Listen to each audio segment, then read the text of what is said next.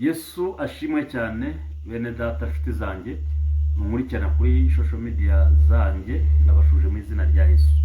Tugeganira ijambo ry'Imana ariko ndasaba bari kuri YouTube channel mukore subscribe kugira ngo dukomeze kuba benshi tuganira ijambo ry'Imana, n'abari kuri TikTok namwe mwese mukomeze Yesu abaho umugisha. Ndagushimira mwami Yesu kuri wera kandi ugira neza icyubahiro ni cyawe umunsi n'iteka ryose. Tugeganira ku magambo yawe yera, ndakwize ngo ubane nanjye, imbabazi zawe zikora ibitangaza mu izina rya Yesu, amen. Tugeganira ijambo ry'Imana rivuga ku rufatiro rw'agakiza cyangwa itangiriro ry'agakiza. Niyo magambo tugeganiraho iyi minsi yose kugeza tuzasoreza ayo magambo. Turaganira ku murongo umwe njya nkunda cyane mu buzima bwanjye, kandi abantu bose bakunda Bible barawuzi, n'abatazi gusoma Bible uwo murongo barawuzi, ariko nushaka ko tusobanura ko tuganiraho muri iyi minsi. Ni umurongo uboneka mu butumwa bwiza bwanditswe na Yohana ibice 3 umurongo wa 16. Uravuga utya ngo, kuko Imana yakunze abari mu isi cyane byatumye itanga umwana wayo w'ikinege, kugira ngo umwizera wese atarimbuka ahabwe ubugingo buhoraho, amen. Uyu murongo urimo ibintu bine ngiye kuvugaho. Icya mbere ni urukundo rwinshi cyane Imana yakunze abari mu isi. Icya kabiri ni impano iruta izindi mpano zose Imana yaduhaye. Icya gatatu ni igisabwa ariko kwizera. Icya kane ni umumaro w'ibyo bintu, ni umusaruro uvamo aribwo buzima buhoraho. So rero tubaza kuganira kimwe mu bice bine. Uyu munsi turahera ku rukundo rw'Imana. Iyo tuvuze urukundo Imana yakunze abari mu isi, akenshi twebwe dukunda kwibwira ko Imana yatwanze, ariko iyo usomye Bible neza umurongo ku murongo, ntabwo Imana yigeze yanga abantu, ahubwo abantu nibo banze Imana. Tubaza kureba impamvu niki cyatumye abantu banga Imana. Bible ivuga ite? Bibiliya yo isoma ntabwo Imana yatangiye kudukundira muri Yohana 3:16, ahubwo Bible yerekana neza ko Imana yadukunze itaranaturema, tukiri mu bitekerezo byayo. Igihe Imana yakoraga igenamigambi, yakoraga design y'umuntu, niho hagaragarira urukundo rwayo. Kuko araho yageze yavuga ngo reka mfate part imwe yanjye nyihe ku muntu ase nanjye. Urumva urwo ni urukundo, kwifuza ko umuntu asa nawe, ukifuza no gufata ku gice cyawe kimwe cy'umubiri ukakimuha, bigaragaza urukundo rutagereranywa. Twese turabizi, niyo umuntu arwaye impyiko, example akarwara nk'impyiko ebyiri, ufite umuvandimwe wawe bakamubwira ngo fata imwe uyimuhe musangire ubuzima ubeho, ababyemera n'umwe ku ijana atangira gukora imibare. Ninyimuha se na yayi nisigaye nanjye kagira ikibazo, niyo izafasha yayindi. Ariko Imana yafashe igice cy'ubuzima bwayo igihe umuntu kugira ngo ase nayo. Icyo gice cy'ubuzima ni ikihe rero? Ni umwuka w'Imana yahaye umuntu imuremye mu mukungugu. Reka dusome Bible. Uyu munsi nifuje ko ndi busome uyu murongo nkoresheje Bibiliya Ntagatifu. Nababwiye ngo abatazi Bibiliya Ntagatifu ni Bibiliya y'Abanyagatolika. Bibiliya Ntagatifu irasobanura uyu murongo neza, hano nawukunze.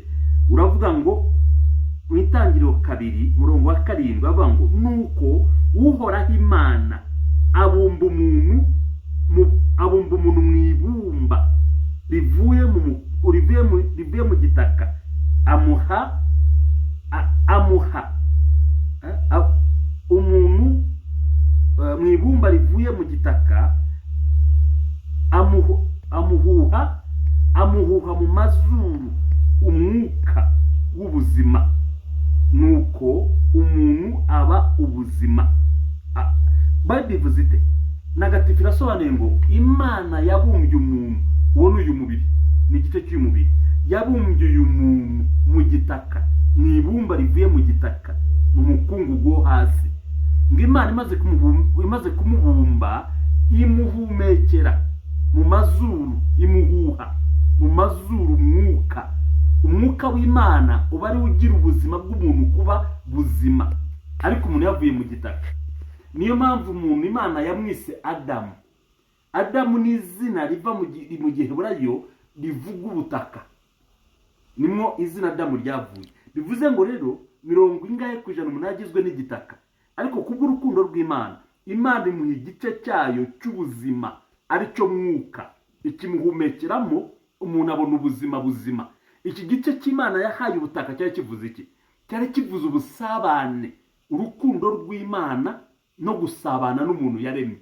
Iyo umuntu aba ari mu mubiri yambaye umubiri ntabwo ari gushobora gusabana n'Imana. Niyo mpamvu igihe umuntu yatakazaga iki gice mu ngobyi ya Edeni, Imana yaje kumushaka aho bari basanzwe bahurira, iramubura kandi ahari. Biravuga mu Itangiriro naho ibice bitatu, umurongo wawo wa 8 kugeza ku wa 9, ngo Imana iramanuka, ngo umuntu yumvishe imirindi y'Uwiteka, ngo atinyishwa nuko yambaye ubusa ajya kwihisha. Imana yakomeza amukurikirana dia. Bivuze iki ibyo? Umuntu mwambaro w'ubuzima yari yambaye ubusabane bw'Imana ari umwuka wayo wari amaze kwandura, kuko Imana irera. So rero umuntu yahuzwaga n'iki n'Imana? Yahuzwaga na kwa kwera k'umwuka wayo kwari kuri muri wa mukungugu. Kwa kwera kumaze gukora icyaha rero kumaze gucumura, umuntu agaragara nk'uwanduye, kandi kuko Imana itigeze icumurayo yakomeje yera. Kandi murabizi mwese ikintu cyera cyose iyo ugishizemo akazi ngane ko aba ari gato kigaragara cyane. Ikintu cyera kigaragaza icyanduye cyane. Kwegera umuntu rero Imana yera byamuteye isoni. Adamu akoze icyaha ntabwo yigeze ahunga Eva kuko bose bari banduye, ariko Imana yerije bahise bayihunga kuko kubera icyaha cyabo cyahise kigaragara nyirizina, kuko ikintu cyanduye iyo utegereje ikintu cyera kiragaragara. So rero niyo mpamvu mu rukundo rw'Imana habayemo gutanga Kristo. Kristo yakoraga iki? Twagombaga kweza abantu banduye bakerezwa muri Kristo Yesu, bakabasha kongera gusubira mu busabane bw'Imana, bakabasha kongera kuba mu mwuka w'Imana. So rero ikintu umuntu yatakaje amaze gucumura ni bwa busabane bw'Imana. Icya kabiri ni ipfunwe yagize, kuko yabonaga adasa n'Imana, adakwiriye kwegera Imana.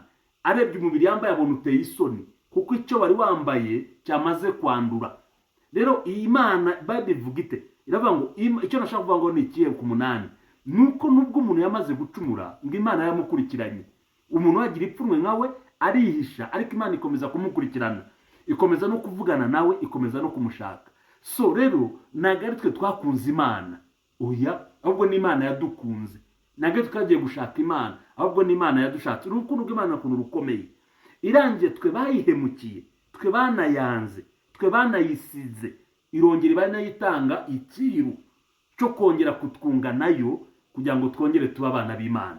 Reka mvugane nawe, reka mbasome umurongo umwe hanyuma tujye ku musozo. Urwandiko rwa Yohana rwa mbere 4 wenda kasome umurongo wa 10.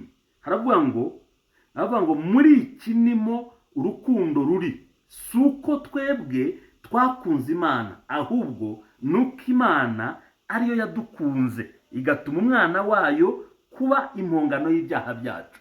Umwanditsi aravuze ngo sitwe twakunze Imana, twebwe ntabwo twari dufite ubushobozi bwo gukunda Imana twamaze gutandukana nayo, ahubwo niyo yakomeje kudukunda. Ngo mu rukundo ikirugaragaza yahise itanga n'ikiru, impongano y'icyaha twakoze cyambuye Adamu ubusa mu ngobyi, kigatuma yihisha munsi y'ibiti. Icyo cyaha cyishyuwe impongano y'Imana yaduhaye umwana wayo kugira ngo tubashe gusororoka hahandi twari twarihishe. No muri cyaha cyatandukanyije n'Imana twongere kwambara kwa kwera, twongere kwambara bwa bwiza, twongere kwambara bwa busabane n'Imana, twongere kwenjoyinga rwa rukundo rw'Imana. Ndakwifuriza kwenjoyinga urukundo rw'Imana. Reka mvugane nawe nsoza rero. Imana iragukunda, muntu w'Imana, garuka ukundane nayo. Imana kandi ishoboye kugusanga aho waba uri hose, waba uri umusinzi, waba uri umunywatabi, waba warihebye, waba warabaye maraya, na hamwe, kuko urukundo rw'Imana rugira isoni zo kugusanga aho uri. Ahubwo ndashaka kuvugana nawe, wikwinangira, egera Imana, urukundo rw'Imana rugukoreho aho rwariye, aho babariye, aho ugendera. Ntuzigere na rimwe umutima wawe, Bible ivuga ngo umutima ushukana kurusha ibindi, ntuzigere ugushuka ko Imana yakwanze, ntuzigere ugushuka ko Imana yagusize, ahubwo intekerezo zanze Imana nizo zijya zitubeshya zikatubwira ko Imana yaturetse turi mu bibazo, yaturetse turi mu bigeragezo. Ndabwiye ngo Imana iri hamwe nawe kubera Kristo Yesu, kubera urukundo rwayo, ikugiriye neza, iguhembure mu izina rya Yesu. Amen.